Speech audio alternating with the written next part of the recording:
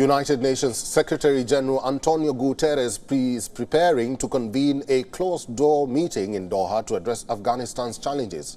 Envoys to Afghanistan from several countries are expected to attend this gathering. The United Nations, however, has not invited Taliban leaders to partake in these discussions. The reason for that is the treatment of women in the country. Here's a report on the simmering crisis for Afghan women since Taliban's takeover. It has been 20 months since power dynamics changed in Afghanistan. The country's diplomatic future continues to hang by a thread. In August 2021, the Taliban seized power after US forces withdrew from the region. But this move triggered a nationwide protests as locals feared a regressive pullback in the country. Their worst fears came true. It was a return to the Taliban of the 90s, where women were shunned from public spaces. At first, it was limiting secondary education. Then came work curbs. Women in Afghanistan have been disbarred from public parks in some cities. It is a list that just goes on. Recently, the group banned women for working for the United Nations. They even warned the world body that their pressure tactics won't work. This after the UN chose to not invite Taliban leaders to a closed-door meeting focused on pressing the group to ease a ban on women working and girls going to school in Afghanistan.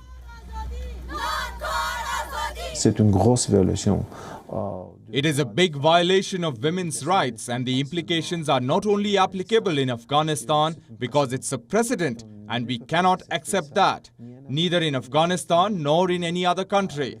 Women are absolutely essential to all aspects of our service delivery work in Afghanistan. It's very hard as my brother and I used to go to school together daily. But now he goes alone. I am forced to see him go to school while we cannot go or study. They come and study daily while we want to study but can't. And if this was not enough, Taliban leaders also stripped their women of their last shred of dignity by taking away very basic human right to step out of their homes alone. We want to live as living beings, live as noble creatures, not to live as a captive in one corner of the house, not to be held in the cage of house and our husbands go and beg for food. We never want a day like this. Ironically, the extremist group justifies its decisions in line with the Sharia law. But women this time are not stepping down.